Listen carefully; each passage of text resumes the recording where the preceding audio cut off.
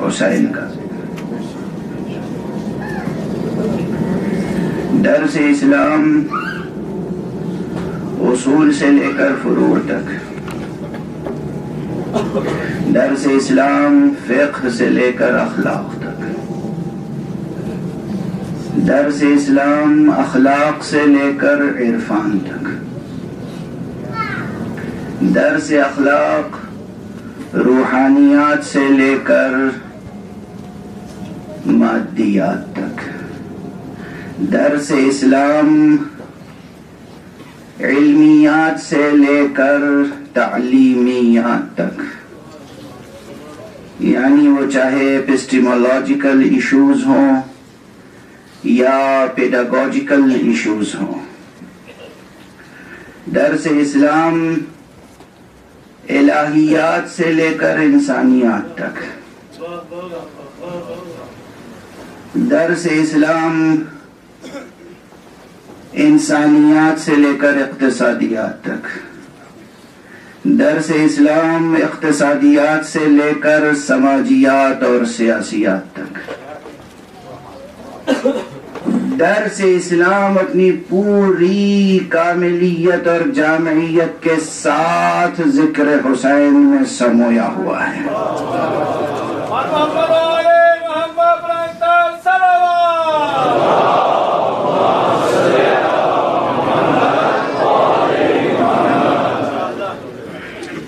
خدا کی قسم، ذکر حسین کی وسعتیں، ذکر حسین کی تہداریاں، ذکر حسین کی بلندیاں، ذکر حسین، وہ ذکر حسین جو آسمانی کتابوں میں لکھا ہوا ہے، وہ ذکر حسین جو قرآن کی آیتوں میں بسا ہوا ہے، وہ ذکر حسین جو احادیث نبوی کے گلدستوں میں کھلا ہوا ہے، وہ ذکر حسین جس سے عرفاء اور اہل اللہ کے انفاس میں نکھت پائی جاتی ہے۔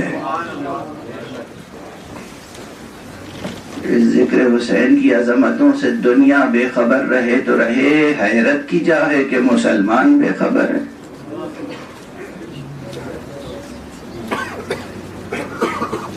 مسلمان اگر الہی مسلمان ہے، مسلمان اگر قرآنی مسلمان ہے، مسلمان اگر محمدی مسلمان ہے، مسلمان اگر حقیقی مسلمان ہے، تو حسین سے نہ اس دنیا میں بے نیاز ہو سکتا ہے نہ دار آخرت میں۔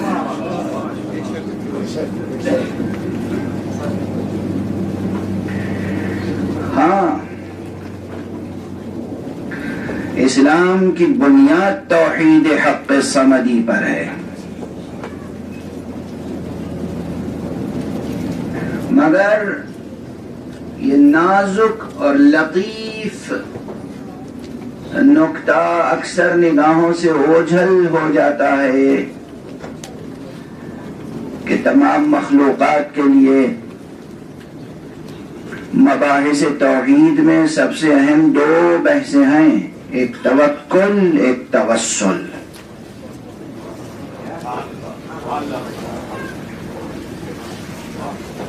توحید کے ارکان میں توسل ہے،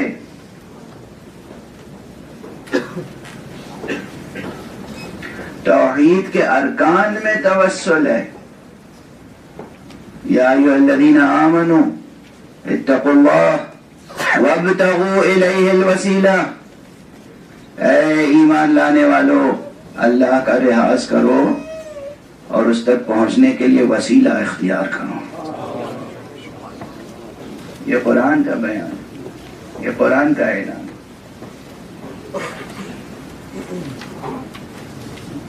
توحید پہ بہت زور دیا ہے اسلام نے، نظریاتی طور پر بھی، نظریاتی سطح پر بھی اور عملی سطح پر بھی۔ اول و آخر توحید ہے، اس میں کوئی شک نہیں ہے، مگر کون سی توحید؟ وہ توحید کہ خدا کو ایک جسم سمجھ لیں، وہ توحید؟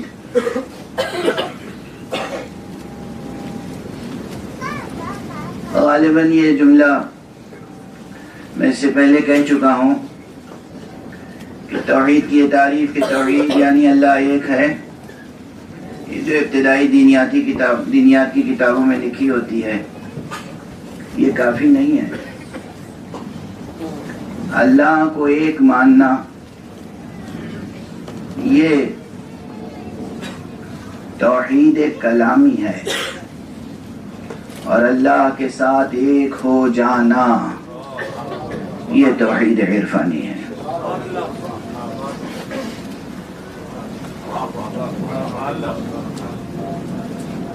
سینکڑوں صفحے لکھے جائیں گے ان دو فقروں کی تفسیر میں۔ اللہ کو ایک ماننا توحید کلامی ہے، اللہ کے ساتھ ایک ہو جانا یہ توحید عرفانی ہے، اور یہی وہ راہ ہے جو ہمیں حسین کے علاوہ کوئی اور ساتھ میں لے کر طے نہیں کرا سکتا۔ ہاں، جب میں بار بار حسین کہہ رہا ہوں تو بعض نادان نابالغ وہ یہ سمجھتے ہیں کہ ہم نبی کریم صلی اللہ علیہ وآلہ وسلم کا ذکر نہیں کرتے، گویا ہم حضور کو نظر انداز کر رہے ہیں۔ کیسی نادانی سی نادانی ہے! جب ہم کہہ رہے ہیں کہ حسین یہ راہ طے کرائیں گے تو اس کے معنی یہ ہے کہ ہم یہی کہہ رہے ہیں کہ محمد یہ راہ طے کرائیں گے صلی اللہ علیہ وآلہ۔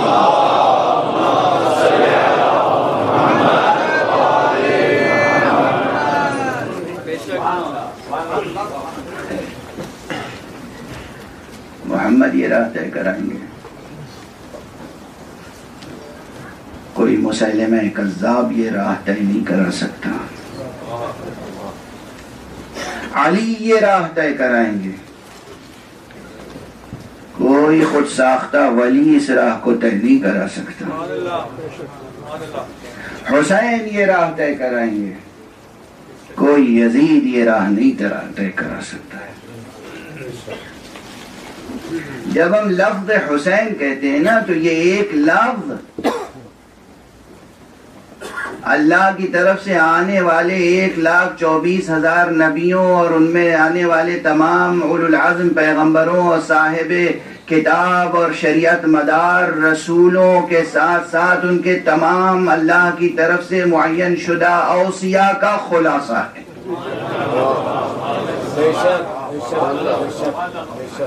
حسین یعنی آدم، حسین یعنی شیث، حسین یعنی نوح، حسین یعنی ابراہیم خلیل، حسین یعنی موسیٰ، حسین یعنی عیسیٰ، حسین یعنی مصطفیٰ۔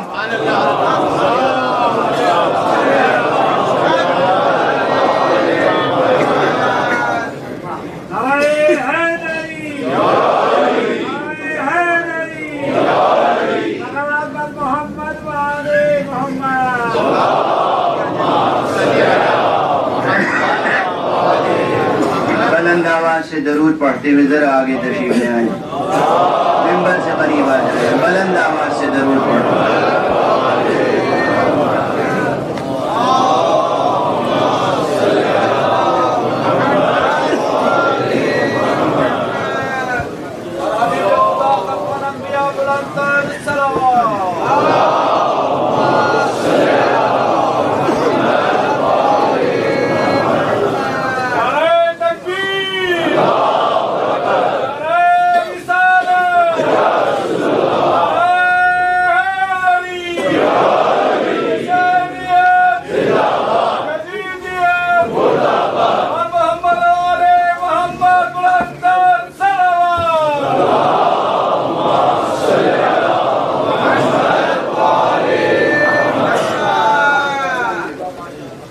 جب حضرات مل کے ایک بار اور بلند صلوات پڑھیں.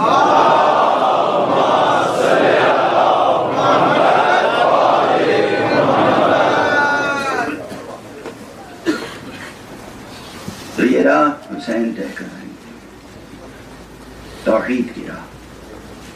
اسی لیے تو قبلہ اہل تصوف اور کعبہ اہل عرفان جناب خواجہ معین الدین چشتی اجمیری نے یہ فرمایا، یہ 4 مصرے ان کے. اب ان مصروں میں تحریف کرنے کی کوشش نہ کیجیے گا. ہاں وہ بھی ناموضوع تحریف، وزن سے بھی خارج اور قافیے سے بھی بے بہرا. یہ 4 مصرے بے پناہ مصرے. ان 4 مصروں کی تشریح اگر کوئی لکھے ادبی اور عرفانی، کم سے کم تو 400 صفحے لکھے گا. کم سے کم 4. میں کیا عرض کروں کہ اس رباعی میں بھی مجھے کس قدر لذت محسوس ہوتی ہے. جتنی بار پڑھتا ہوں ایک تازگی محسوس ہوتی ہے. دین است حسین، دین پناہ است شاہ است حسین، بادشاہ است حسین. یہ تو برائے قافیہ ہے. میں پھر یاد دلاؤں غالب کو،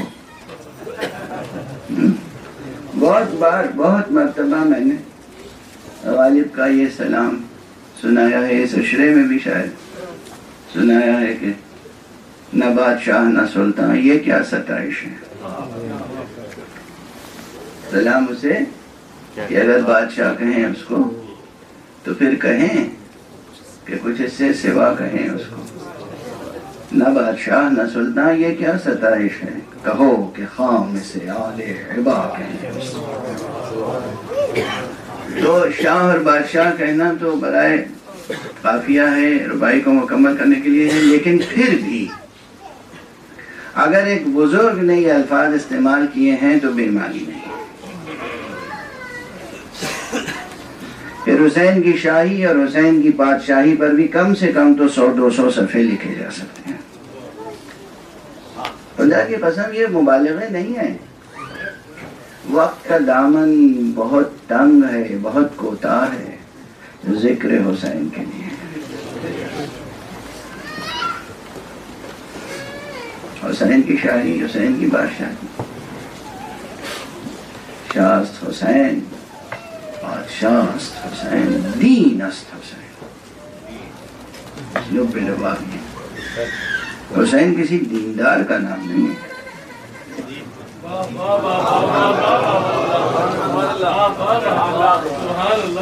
حسین دیندار کا نام نہیں، حسین دین کا نام ہے.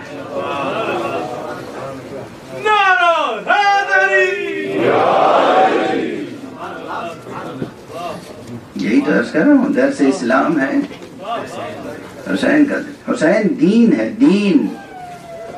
حسین دین ہے یعنی حسین قرآن ہے، یعنی حسین اصول دین ہے، یعنی حسین فروع دین ہے، یعنی حسین شریعت ہے، یعنی حسین ظاہر ہے، یعنی حسین باطن ہے. یعنی اب توکل کرنا ہو تو حسین سے توکل سیکھو، توسل اختیار کرنا ہے تو حسین کا دامن تھامو.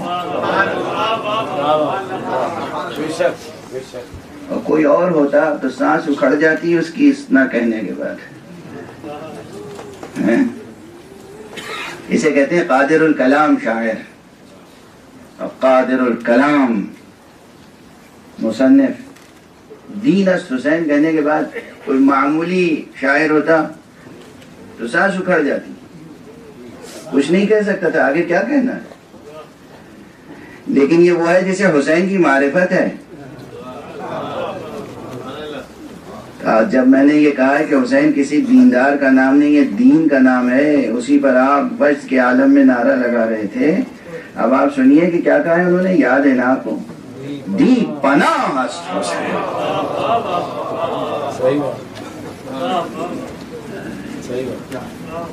اللہ تیرا شکر ہے کہ خواجہ معین الدین چشتی اجمیری کو شیعہ نہیں کہا جاتا.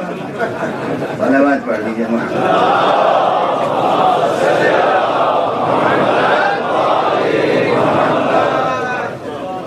ایک اور صلوات پڑھ.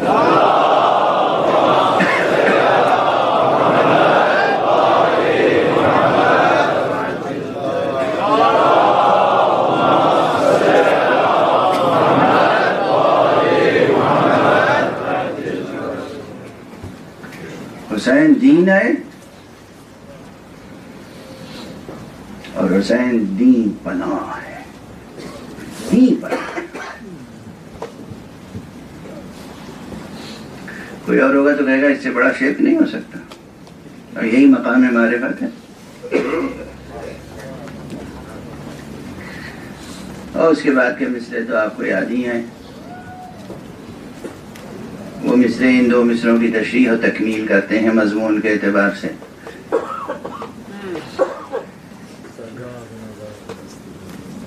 ابھی جو میں نے ایک بات کہی تھی کہ توحید کا سب سے بڑا مسئلہ یہ ہے کہ بطور خاص دو ارکان توحید کو سمجھنے کی ضرورت ہے.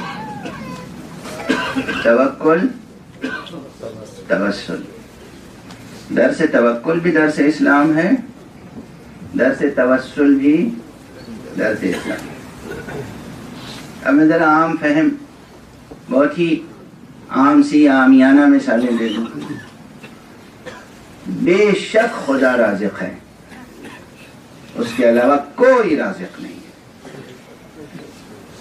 اور آج تک پروردگار مجسم ہو کر کسی کے پاس آیا ہے نوالا بنا کر منہ میں کھلانے کے لیے؟ تو اللہ جب کسی کو بھیجے نوالا بنا کر کھلانے کے لیے تو ان ہاتھوں سے لے لینا عین شکر گزاری ہے.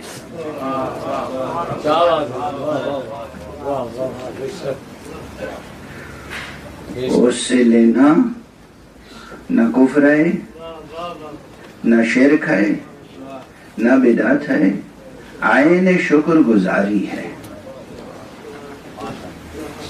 شیر مادر پی کر اللہ کا شکر ادا کرنا، باپ کے پرشفقت ہاتھوں سے نوالا کھا کر خدا کا شکر ادا کرنا. دنیا میں اللہ نے جو وسائل رزق فراہم کیے ہیں ان سے وسیلے حاصل کرو اور شکر خدا کا ادا کرو. یہ وسیلے ہیں. اللہ تیرا شکر کہ تو نے اتنے اچھے وسیلے پیدا کیے. اللہ تیرا شکر اتنے اچھے وسیلے پیدا کیے. جیسے کیفیت رزق کی ہے ایسے ہی مسئلہ ہدایت کا ہے. اللہ ہادی ہے مگر کسی کے پاس براہ راست نہیں آتا ہے بتانے کے لیے کہ اصول دین یہ ہیں اور فروع دین یہ ہیں اور تم میری بندگی اس طرح سے کرو گے، قیام یوں ہوگا، رکوع ایسے ہوگا، سجود ایسے ہوگا، واجبات یہ ہیں، مستحبات یہ ہیں. ہدایت اس کا کام ہے مگر وہ نبی بھیجتا ہے، امام بھیجتا ہے، وہ موسیٰ کو بھیجتا ہے، ہارون کو بھیجتا ہے، وہ محمد کو بھیجتا ہے، علی کو بھیجتا ہے.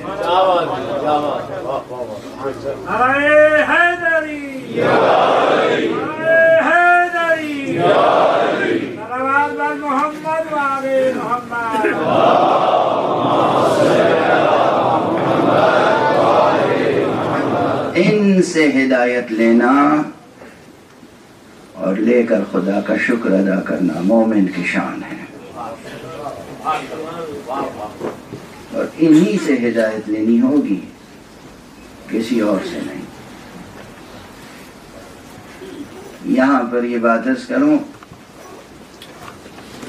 کہ انہی سے ہدایت لینی ہوگی، کسی اور سے نہیں. جس پر کتاب نازل ہوئی، جس گھر میں کتاب نازل ہوئی،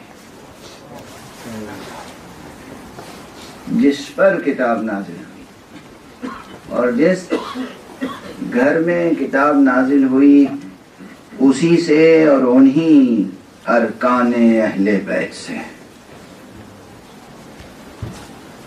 وحی کا متن بھی سیکھنا ہوگا اور وحی کے اسرار بھی سیکھنے ہوں گے. وحی کے الفاظ بھی سیکھنے ہوں گے، وحی کی تفسیر بھی سیکھنی ہوگی. وحی کی تفسیر بھی سیکھنی ہوگی، وحی کی تعویل بھی سیکھنی ہوگی.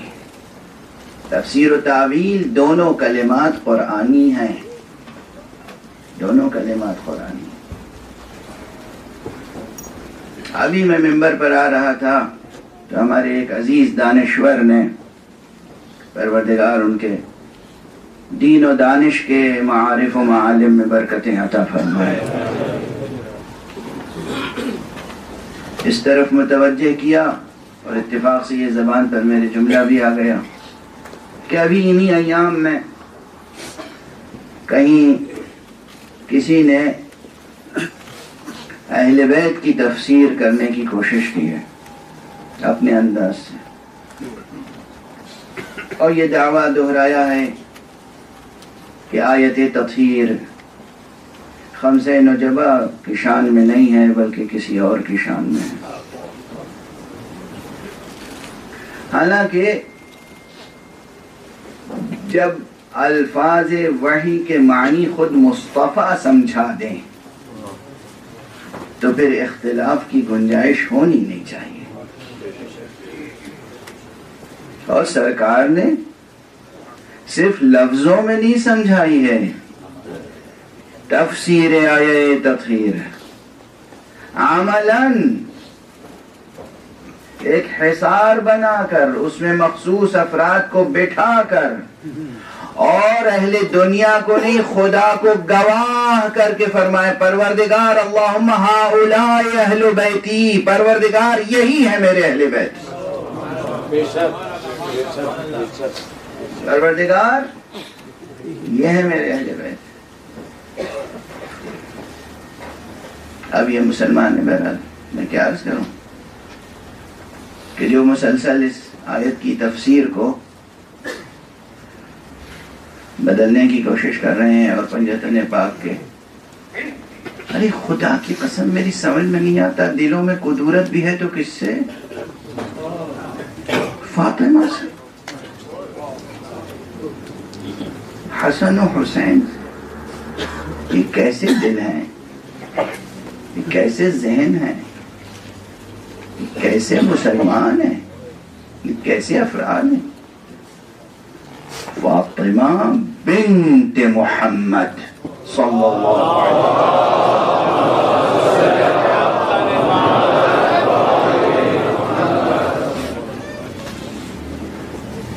ان کی فضیلت یا حسنین جن کو بار بار رسول نے فرمایا یہ میری اولاد ہیں، یہ میرے بیٹے ہیں. اس دنیا سے اگر میرے لیے کوئی چیز محبوب ترین ہے تو یہ دونوں میرے لیے، یہ دونوں میرے چمن رسالت کے پھول ہیں، یہ اللہ کی خاص عطا ہے میرے لیے. اور بطور خاص حسین کہ پیغمبر نے اپنے بیٹے ابراہیم کو جس حسین پہ قربان کیا ہے، توجہ فرما رہے. تو ہر چند کے طبیعت میری بیان فضائل کے لیے بہت آمادہ نہیں ہے، لیکن چند فقرے عرض کروں گا. دیکھیے یہ بیت اور اہل بیت کو سمجھ کے جائیں. آج اہل کے معنی کیا ہوتے ہیں اور بیت کے معنی کیا ہوتے ہیں؟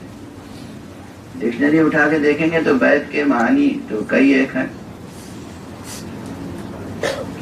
بیت گھر کو بھی کہتے ہیں اور قصیدے کے ایک شعر کو بھی بیت کہتے ہیں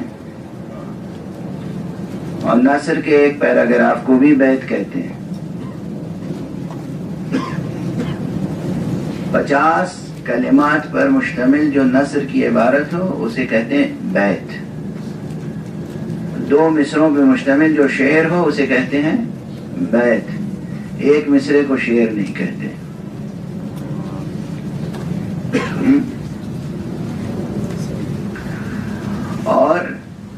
کو بھی بیت کہتے ہیں۔ اب اس وقت تین ہی مفہوم رکھیے فی الحال سامنے۔ گھر جس میں انسان رہتا ہے اسے کہتے ہیں بیت۔ اب اور بھی اس کے آگے بیت کی تشریح ہے کہ بیت یعنی وہ جگہ جہاں انسان بیتوتا کرتا ہے، یعنی جہاں شب گزارتا ہے۔ عربی کی لغت، عربی کے لغات دیکھیں اور ڈکشنری دیکھیں اور اس میں اشتقاق اور تصریف تک پہنچیں تو پھر آپ کو معلوم ہوگا کہ بیت کہاں سے نکلا ہے۔ بات آئی ابھی تو وہاں سے رات گزاری، تو جہاں انسان رات گزارتا ہے اور رہتا ہے اسے کہتے ہیں بیت۔ بہرحال یعنی بیت ہوتا ہے ظرف اور انسان اس میں ہوتا ہے مظروف کی حیثیت سے، ہے نا؟ بیت ایک ظرف ہے، ایک مکان ہے، اور انسان اس میں مکین ہے، مظروف ہے۔ شعر کو کیوں بیت کہتے ہیں؟ کیونکہ معنی اس کے اندر رہتا ہے،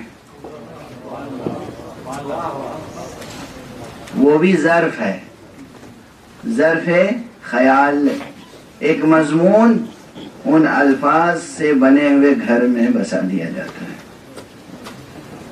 عبارت کو کیوں بیت کہتے ہیں؟ یہی چیز مشترک ہے، کوئی بات کہی جاتی ہے جو لفظوں میں بسی ہوئی ہوتی ہے۔ اس کے معنی ہے کہ بیت کے معنی ہے ظرف، اور اہل البیت اسے کہتے ہیں، اہل اسے کہتے ہیں، اہل کے لیے دو الفاظ ہیں، یا مستحق یا مالک، یا مستحق یا مالک۔ تو اہل بیت کا اہل یعنی ظرف کا، بیت کا مالک یا مستحق۔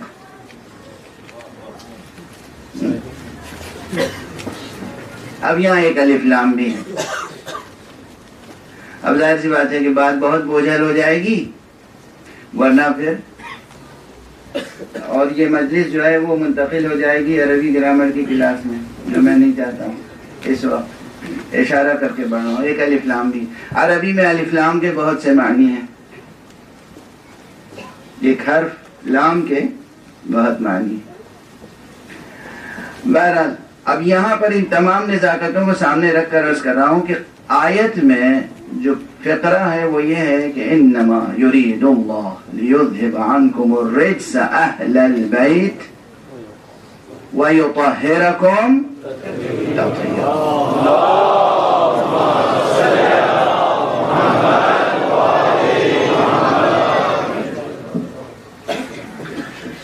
بس ساتھ دے دیجیے گا تھوڑی دیر، بحث بہت تفصیلی بحث ہے، اور ایک ایک فقرہ بھی میں صرف بربنائے تسامح یا بربنائے مبالغہ یا صرف ایک ادبی مناسبت سے نہیں عرض کر رہا ہوں۔ ہاں یہ ضرور ہے کہ ظاہری معنی اور باطنی معنی دونوں کو سامنے رکھ کر عرض کر رہا ہوں۔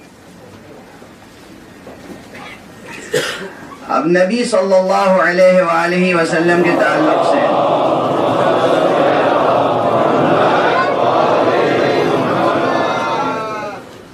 بیت، ایک تو وہ بیت ہے کہ جو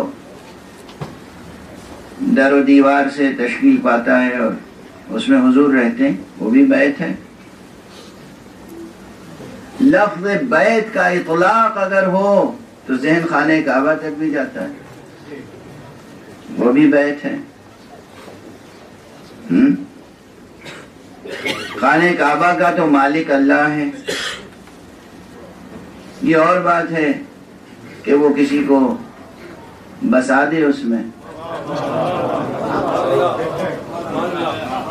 اور کسی کو استحقاق تصرف عطا کر دے کہ دیکھو مالک تو میں ہوں مگر تمہیں اختیار دے رہا ہوں، جیسے چاہے استعمال کرو۔ اب جیسے چاہے استعمال کرو،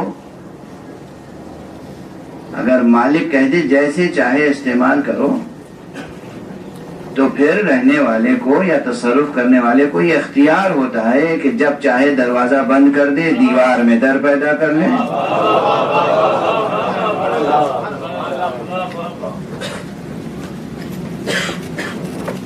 کیونکہ مالک نے اختیار دے دیا. تو خانہ کعبہ بھی بیت ہے، جس گھر میں حضور رہتے ہیں مدینہ منورہ میں بھی وہ بھی بیت ہے. لیکن بات اس بیت اور اس بیت کی بھی نہیں ہے. بہت تفصیلی بحث میرا خیال ہے میں کئی برس قبل کر چکا ہوں. مجھے اب خیال آیا کئی برس قبل، کوئی کم سے کم 22-23 برس قبل یہ بحث میں نے کی تھی، لکھی بھی تھی اور تقریر میں بھی عرض کی تھی. اور کوئی 20-22 برس سے یہ بحث نہیں دہرائی ہے میں نے. تو اب تو دہرانے کا حق ہے، لیکن وہ بھی فشردہ، بہت مختصر وقت میں گنجائش نہیں ہے. اس پورے عالم ہستی کو، عالم زمان و مکان کو اگر ہم ایک بیت فرض کریں جو کہ ہے، ظرف مکان کو بھی ظرف کہتے ہیں، ظرف زمان بھی ظرف ہے. اس ظرف مکان و زمان و مکان سے تشکیل پانے والا جو بیت ہے، یعنی بیت ہستی، بیت کائنات، بیت ممکنات، اس پورے بیت پر حق تصرف جنہیں حاصل ہو بس وہ ہیں اہل بیت.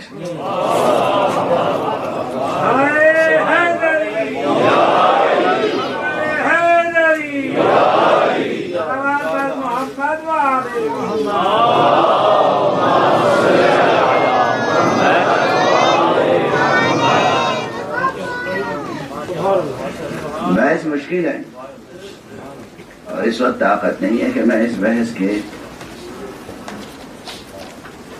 مختلف گوشوں کو عرض کروں، مگر آپ کی ذہانتوں پہ بھروسہ کر کے یہ جملہ کہہ دیا میں نے. چھوٹا سا گھر ہو تو مالک ہونے کی پہچان کیا ہے یا مستحق ہونے کی پہچان کیا ہے؟ یا مالک ہو یا مالک کی طرف سے معذون ہو. معذون یعنی جسے اذن دیا گیا ہو، اجازت دی گئی ہو. تیسری شکل صرف غاصب کی ہو سکتی ہے.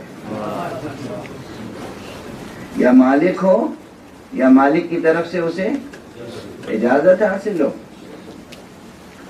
تبھی گھر میں کوئی تبدیلی کر سکتا ہے. ادھر کی چیز ادھر کر نہیں سکتا، دروازے کو بند نہیں کر سکتا، دیوار کو در نہیں بنا سکتا، جب تک یا خود مالک نہ ہو یا مالک کی طرف سے اجازت نہ ہو. تو میں سادہ سی بات یہ کہتا ہوں کہ جناب والا جتنی لمبی چاہے فہرست بنا لیں آپ کہ یہ بھی اہل بیت ہیں، یہ بھی اہل بیت ہیں، یہ بھی اہل بیت ہیں، یہ بھی اہل بیت ہیں. میں تو کہتا ہوں کہ جو حق تصرف دکھا دے ہم اسے مان لیں گے.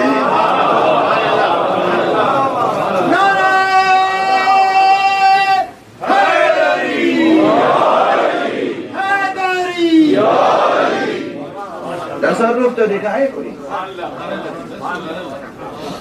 کسی بھی گھر کے متعلق ایک لمبی قطار کھڑی ہوئی ہو، ہر شخص دعویٰ کر رہا ہوں، اور یہ سب اس دنیا میں ممکن ہے. معلوم ہے ایک زمین کسی نے بیچی کسی کے ہاں تو پھر دوسرے نے اس کے ہاں، تو بیع فضولی ہو گئی اور فضولی در فضولی ہو گئی.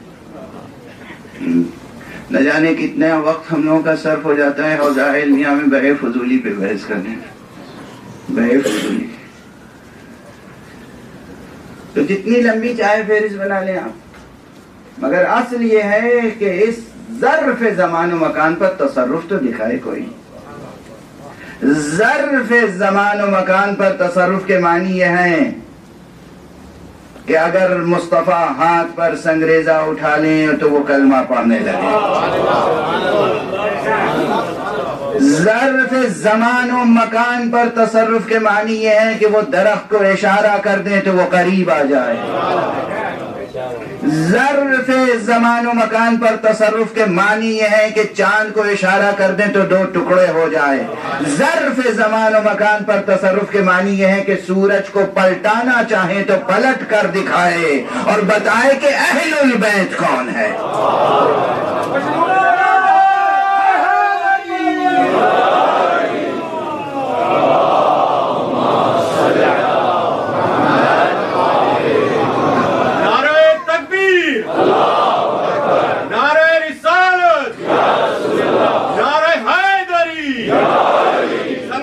محمد وآل محمد.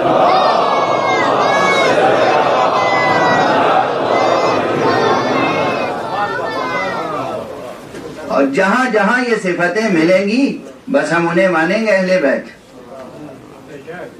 فہرست آپ بناتے رہیے، آپ کو اختیار ہے جتنے مدعی پیدا ہو جائیں، مگر تصرف کر کے تو کوئی دکھائے. اور یہاں پر یہ ضرور کہہ کے آگے بڑھوں گا کہ عہد پیغمبر میں معجزہ رد الشمس کو شک اور تردید کی نگاہ سے دیکھنے والے آج اپنی حیرت میں اور اضافہ کر لیں. اور وہ یہ کہ علی ابن ابی طالب علیہ السلام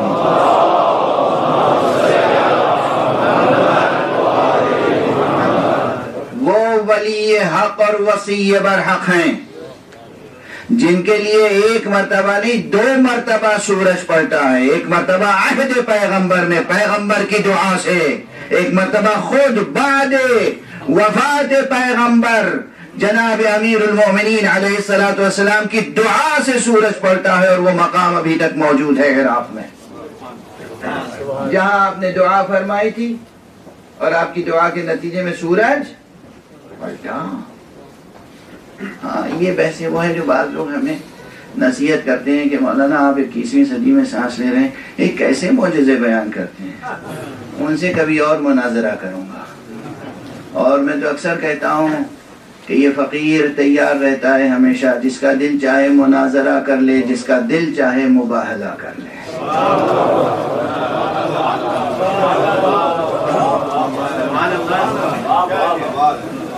جس کا دل چاہے، جب جہاں جس کا دل چاہے مناظرہ کر لے، اور جب جہاں جس کا دل چاہے مباہلہ کر لے. دیکھیے مقامات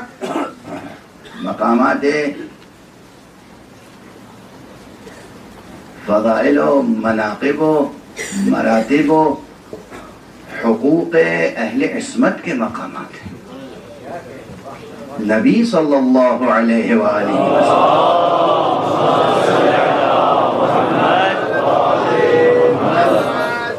نبی اور اہل بیت نبوت، اہل بیت نبوت جنہیں حضور سے منیت کی نسبت حاصل ہے، جن کے لیے حضور نے کہا فاطمۃ بضعۃ منی، علی منی، حسن منی، حسین منی. یہ منیت کی جو نسبت ہے یہ بہت بڑی نسبت ہے. رسول جسے فرمائیں، اور پھر ہم نے یہ اوصاف ان کے اندر دیکھے ہیں، دنیا نے دیکھے ہیں یہ کمالات. امیر المومنین علی ابن ابی طالب علیہ السلام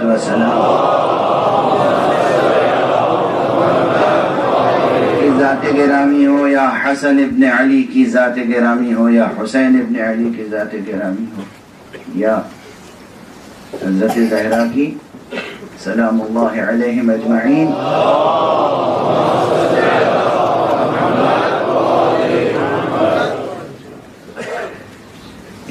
ان کی شان تصرف اس کائنات پر اللہ اکبر.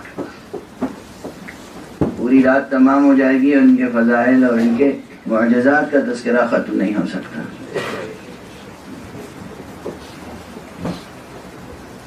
عالم خارج پر ان کا اتنا ہی تصرف ہے جتنا ان کا اپنے نفس پر تصرف ہے. جتنی قدرت، جتنی قوت، جتنا اختیار انہیں اپنی ذات پر ہے اتنا ہی اس کائنات پر ہے. کیا عرض کیا؟ اپنی ذات پر جتنا انہیں تصرف ہے اور حق پہ تصرف ہے، قدرت حاصل، اتنی اس کائنات. اور اس کائنات پر حق تصرف اللہ نے اسی لیے عطا کیا ہے انہیں کہ انہوں نے اپنے نفس کو اتنا ہی ارادہ حق کا پابند بنایا ہے.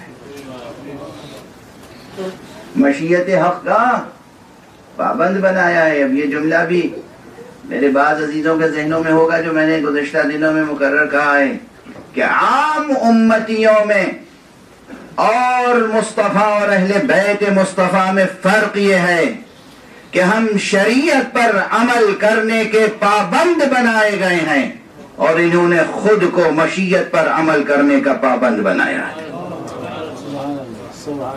ان کو جاؤ، ان کو جاؤ، کجا شریعت، کجا مشیت. یہ مشیت پر عمل کے پابند ہیں اور ہم شریعت پر عمل کرنے کے پابند بنائے گئے ہیں اور ہم سے شریعت پہ عمل ہو نہیں پاتا اور یہ مشیت پر عمل کا حق ادا کر دیتے ہیں. یہ مشیت پر عمل کا حق ایسا ادا کرتے ہیں کہ وہ گواہی دیتا ہے وَمَا تَشَاءُونَ إِلَّا أَن يَشَاءَ اللَّهُ. تم تو کچھ چاہتے ہی نہیں ہو مگر وہ چاہتے ہو جو اللہ کی مشیت ہوتی ہے. یہ اہل بیت اس سے زیادہ اس وقت ظاہر ہے کہ لفظ اہل بیت و ترکیب اہل بیت و مقام و مراتب اہل بیت کی تفصیل کا موقع نہیں ہے. گفتگو مربوط رہے اگرچہ یہ بھی درس اسلام ہے. یہ وہ ہیں کہ جن کے ذریعے سے اس دنیا میں ہمیں ہدایت ملے گی اور آخرت میں شفاعت. آخرت میں شفاعت.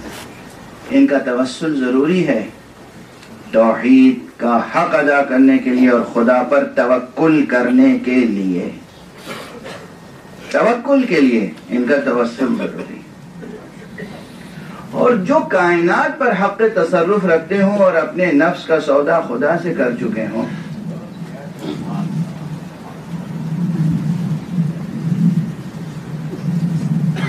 ان سے کسی کا نہ بیعت طلب کرنا جائز ہے نہ ان کا کسی کی بیعت کرنا جائز ہے. مگر ممکن ہے کہ دست خدا کسی کی بیعت کے لیے آگے بڑھے. ید اللہ، اچھا ید اللہ قرآن مجید میں تلاش کیجئے ید اللہ کون ہے. قرآن مجید میں ہے ید اللہ کا تذکرہ، صاف صاف ید اللہ کا تذکرہ ہے. سورہ مبارکہ فتح میں ہے ان الذين يبايعونك انما يبايعون الله يد الله فوق ايديهم. اے رسول جو لوگ آپ کی بیعت کر رہے ہیں یہ آپ کی بیعت نہیں کر رہے ہیں، در حقیقت یہ خدا کی بیعت کر رہے ہیں. ان کے ہاتھوں پر اللہ کا ہاتھ ہے. ید اللہ فوق ایدیہم. اچھا بعض حضرات نے بڑی دقیقہ سنجی کی، کہا دیکھیں یہ ید اللہ فوق ایدیہم، دراصل یہ نبی کے ہاتھ کو ید اللہ نہیں کہا گیا ہے بلکہ جو ہاتھ بیعت کر رہے ہیں ان دونوں پر، ان تمام بیعت کرنے والوں پر دراصل اللہ کا دست رحمت ہے، دست کرم ہے، دست شفقت ہے. میں کہتا ہوں ٹھیک ہے، پہلے ہی آیت میں جو کہا گیا ان الذین یبایعونک انما یبایعون اللہ، جو لوگ آپ کی بیعت کر رہے ہیں دراصل خدا کی بیعت کر رہے ہیں. مسئلہ یہی صاف ہو گیا.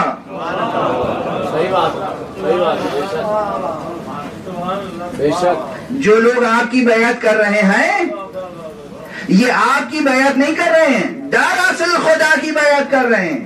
خدا کی قسم یہاں کیا کیا نزاکتیں ہیں. عربی میں تشبیہ کے لیے کاف ایک حرف آتا ہے، حرف تشبیہ جسے کہتے ہیں. تو یہ نہیں کہا گیا ان الذین یبایعونک کانما یبایعون اللہ، جو لوگ آپ کی بیعت کر رہے ہیں گویا کہ اللہ کی بیعت کر رہے ہیں، نہیں، ان الذین یبایعونک انما یبایعون اللہ، در حقیقت وہ خدا کی بیعت کر رہے ہیں۔ تو دست مصطفیٰ پر بیعت دست خدا پر بیعت ہے۔ بے شک بے شک۔ اور جب مصطفیٰ صلی اللہ علیہ وآلہ وسلم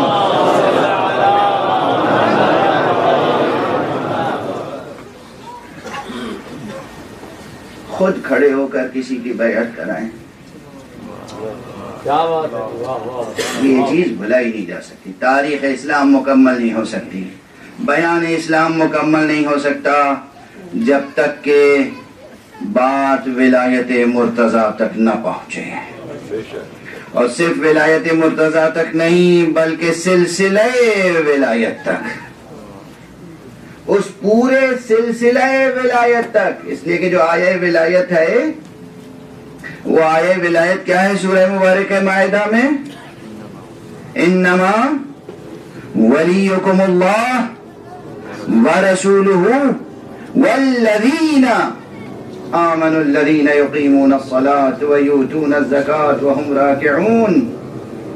بس تمہارا ولی اللہ ہے اور اس کا رسول ہے، اور وہ ہستیاں، ایک ہستی نہیں۔ اس کے معنی یہ ہے کہ بعد رسول ایک سلسلہ اولیاء اللہ کا ہے، ایک فرد نہیں ہے صرف۔ اگر اسی آیت کو سمجھ لے انسان تو امیر المومنین علی ابن ابی طالب علیہ السلام کی ولایت سے لے کر ولایت حسنیہ اور ولایت حسینیہ اور ولایت سجادیہ اور ولایت باقریہ اور ولایت جعفریہ اور ولایت کاظمیہ اور ولایت رضویہ، تمام ولایتیں اس ایک آیت کی تفسیر میں سامنے آ جائیں گی۔ جس طرح علی ولی اللہ ہیں اسی طرح حسن ولی اللہ ہیں، جس طرح حسن ولی اللہ ہیں اسی طرح حسین ولی اللہ ہیں۔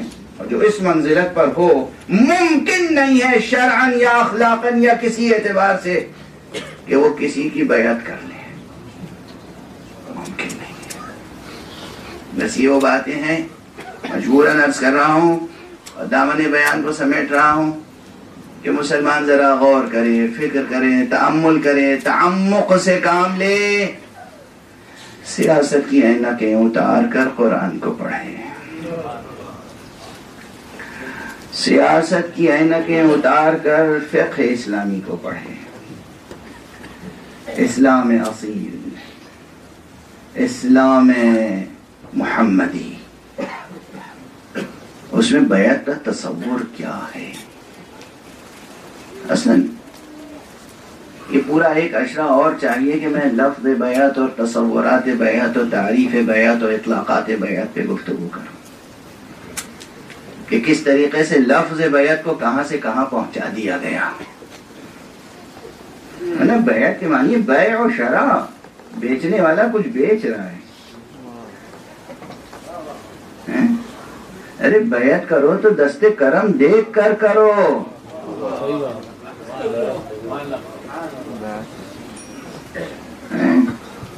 ارے جس کے پاس تمہارے نفس کی قیمت دینے کے لیے کچھ ہو اس کی بیعت کرو، جو خود نادار ہو، فقیر ہو، محتاج ہو، جس کے خود نفس کی کوئی قیمت نہ ہو، اس کی بیعت کے کیا معنی ہے؟ جس کے پاس نفس انسانی کی قیمت ہو دینے کے لیے، اس کی بیعت کی جائے گی نا۔ تو بیعت کا مضمون بہت بڑا مضمون ہے، بیعت کی تعریف، اس میں بہت سی چیزیں، 1400 برس گزر گئے اور خدا کی قسم بہت سی بنیادی چیزیں ابھی تک مسلمان واضح نہیں کر سکا دنیا والوں کے لیے، اور اگر واضح کر دیتا تو دنیا میں اسلام کا پرچم سب سے بلند ہوتا۔ بہت سی بنیادی چیزیں، بہت سی بنیادی چیزیں ایسی مبہم ہو گئی ہیں اور ایسی مسخ ہو گئی ہیں، مسخ ہو گئی ہیں۔ کہ دنیا والوں سے ہم آنکھ ملا کے باتیں نہیں کر سکتے. مثلا اسلام کا نظریہ حکومت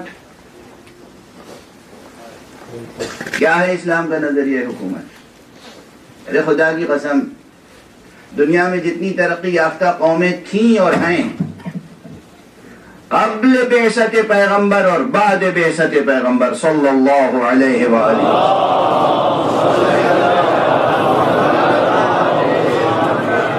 عجیب بات عرض کر رہا ہوں. پہلے حموربی کے کتبے جا کے پڑھ لیجئے، ہندوستان میں اشوکا کے کتبے جا کے پڑھ لیجئے، اور دنیا کی قدیم جتنے قدیم ترین مخطوطے مل سکتے ہیں انہیں اٹھا کر پڑھیے، اور اس میں دیکھیے کہ حکمراں کے لیے کیا آداب و کیا شرائط موجود ہیں. حکمراں کے لیے. اور جدید دنیا میں جو کچھ عملاً ہو رہا ہے اس سے مجھے سروکار نہیں ہے، لیکن نظریاتی طور پر جتنے صحت مند سیاسی نظام ہیں ان میں حاکم کے لیے یہ بنیادی شرطیں ہیں کہ حاکم میں کم سے کم حاکم کو مجرم نہیں ہونا چاہیے. ابھی امریکہ میں الیکشن ہونے والے ہیں غالباً، اور وہاں پریسیڈنشل الیکشنز ہیں، کینڈیڈیٹس ہیں. ایک ایک کا کردار دیکھا جا رہا ہے کہ انہوں نے کہیں کوئی جرم تو نہیں کیا، کوئی دھوکہ تو نہیں دیا، حکومت کا ٹیکس ادا کرنے میں کہیں کوئی خیانت تو نہیں کی، کبھی کہیں نشے کی حالت میں ڈرائیو کرتے ہوئے تو نہیں پکڑے گئے. کتنی چھوٹی چھوٹی باتیں جو اس معاشرے میں کوئی چیز ہی نہیں ہے. ان کے مقابلے میں بھی اگر پوری تاریخ سیاسی مسلمانوں کی دیکھیے اور یہ دیکھیے کہ مسلمانوں نے کیسوں کو تخت خلافت پہ بٹھایا اور امیر المومنین کا لقب دیا تو شرم سے نگاہیں جھک جائیں گی. اور اس پوری تاریخ مسلمانوں کی پوری سیاسی تاریخ اور سماجی تاریخ سے جو انتزاع کریں گے، جو نظریہ کشید کریں گے، جو تھیوری بنائیں گے، وہ تھیوری شرمناک ہوگی. کوئی قید و شرط ہے ہی نہیں حاکم اور امیر المومنین بننے کے لیے. نہ علم شرط ہے، نہ فقاہت شرط ہے، نہ اجتہاد شرط ہے، نہ عدالت شرط ہے، نہ رحیم ہونا شرط ہے، نہ کریم ہونا شرط ہے، نہ اصیل ہونا شرط ہے.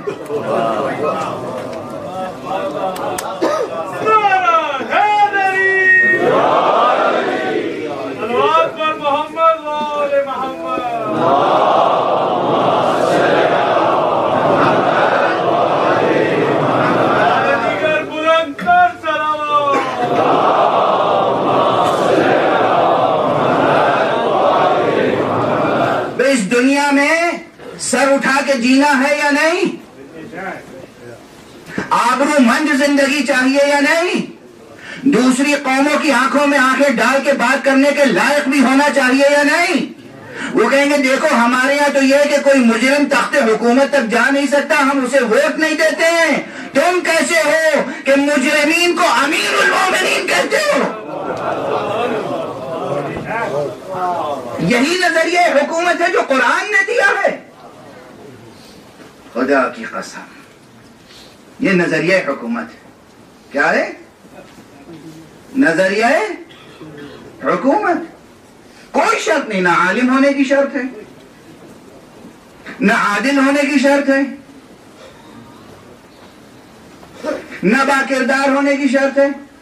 قتل و غارت کر کے، قہر و غلبہ کر کے، دہشت گردی کر کے جو تخت اقتدار تک پہنچ جائے اور اعلان کر دے کہ میں امیر المومنین ہوں، سر جھکا کے اس کی بیعت کر لو. یہ کوئی نظریہ حکومت ہے؟ یہ اسلامی نظریہ حکومت ہے؟ یہ اسلامی نظریہ حکومت ہے؟ آپ بتائیے یہ باتیں ڈسکس کی جائیں یا نہیں؟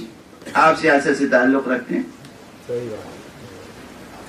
بحیثیت مسلمان اگر زندہ رہنا، بحیثیت مسلمان، بحیثیت اہل قرآن، بحیثیت اہل قرآن، صاحب کلمہ لا الہ الا اللہ کی حیثیت سے اگر زندہ رہنا ہے، اگر محمد رسول اللہ کا کلمہ پڑھنا ہے صلی اللہ علیہ وآلہ وسلم، تو پھر آپ فرمائیں کہ ممکن ہے کہ ہم اس نظریہ حکومت کے ساتھ زندہ رہیں؟ یہی تو سبب تھا۔ مجھے پڑھ لینے دیجیے اور سن لیجیے، یہ درد دل ہے۔ مجھے معلوم ہے آج شب عاشور ہے اور یہ کوئی سیاسی گفتگو نہیں ہے، مگر لکھنؤ کے ندوۃ العلماء بہت بڑا ادارہ ہے، ندوۃ العلماء کی قیادت ہے بھی، ندوۃ العلماء کے ایک بہت ہی سینئر پروفیسر، استاد، نوجوان نہیں، نوخیز نہیں، استاد، سینئر استاد، جیسے ہی موصل کی ایک مسجد پر ایک بے نام و نسب ایک عجیب و غریب کنیت کے سہارے سے اٹھا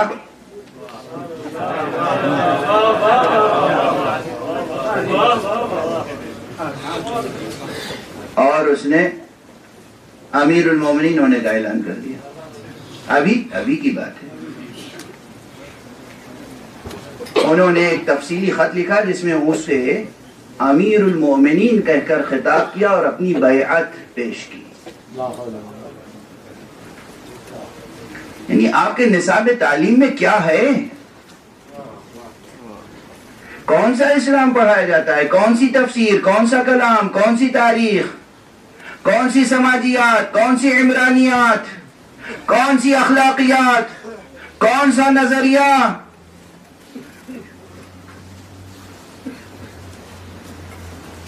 ایک سینئر استاد، اور اس کے بعد دیکھیے کہ انجام کیا ہوا۔ پوری امت اسلامیہ نے بشمول پورے عالم انسانی سب نے ریجیکٹ کر دیا اسے، اور جنہوں نے جنم دیا تھا وہ بھی اون کرنے کے لیے تیار نہیں ہے۔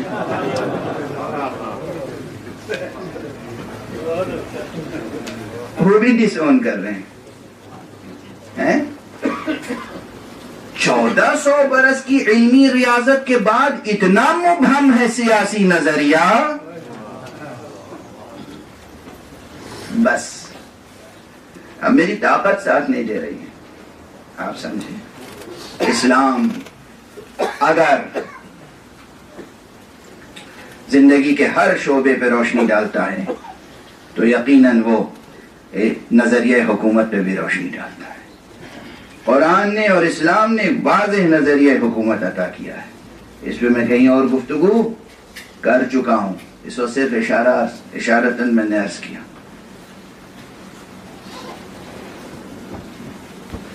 کہ اس نظریہ اسلامی میں، نظریہ حکومت میں لفظ بیعت ایک کلیدی لفظ ہے، اور اس بیعت کے مقابلے میں بیعت یا اللہ کی ہوگی یا رسول کی ہوگی یا اس کی ہوگی، بیعت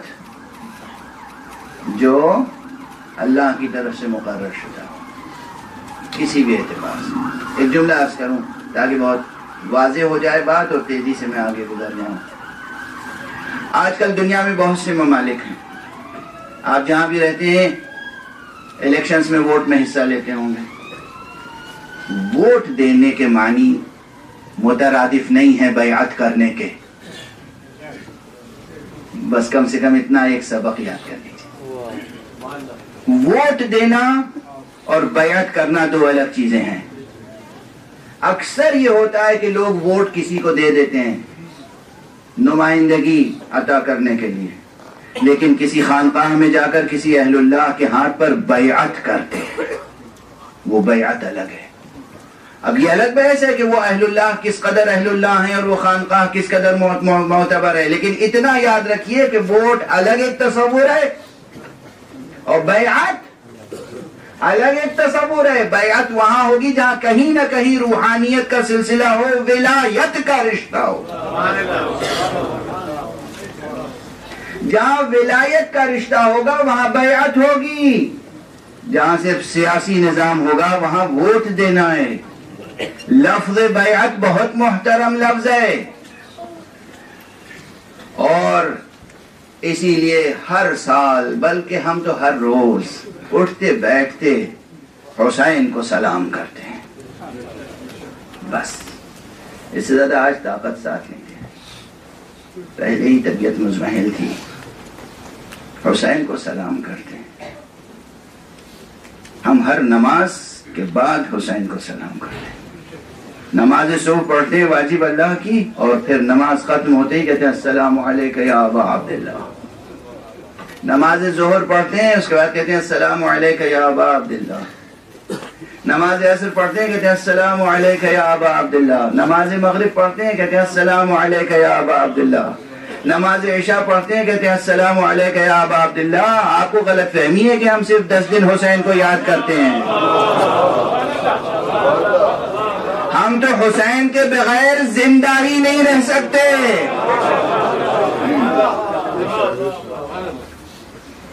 ہم نماز پڑھتے ہیں خدا پہ توکل کر کے، اور نماز کی قبولیت کی دعا کرتے ہیں حسین کا توسل کر کے۔ آپ کو معلوم نہیں ہماری زندگی کے اسرار کیا ہیں، آپ کو معلوم نہیں ہماری قوت کا راز کیا ہے۔ آپ نے کتنا مٹانا چاہا مگر ہم مٹ نہ سکے، اس لیے کہ ہم حسین کے ساتھ جیتے ہیں۔ ذکر حسین کے ساتھ باتیں ادھوری رہ گئیں، ناتمام اور نامکمل، ناتمام اور نامکمل بات چیزیں جو آج خاص طور سے عرض کرنا چاہتا تھا وہ رہ گئیں۔ انشاءاللہ کل کی مجلس میں اگر ممکن ہوا تو عرض کروں گا، لیکن اب کل کی مجلس میں بھی کیا عرض کر سکوں گا، اب تو بس یہ چند مجلسیں جو ہیں وہ مسلسل بیان مصائب کی مجلسیں ہیں۔ کل آقا حسین کے اس بیٹے کا تذکرہ تھا جس کا نام علی اکبر ہے، اور اس بیٹے کا مرتبہ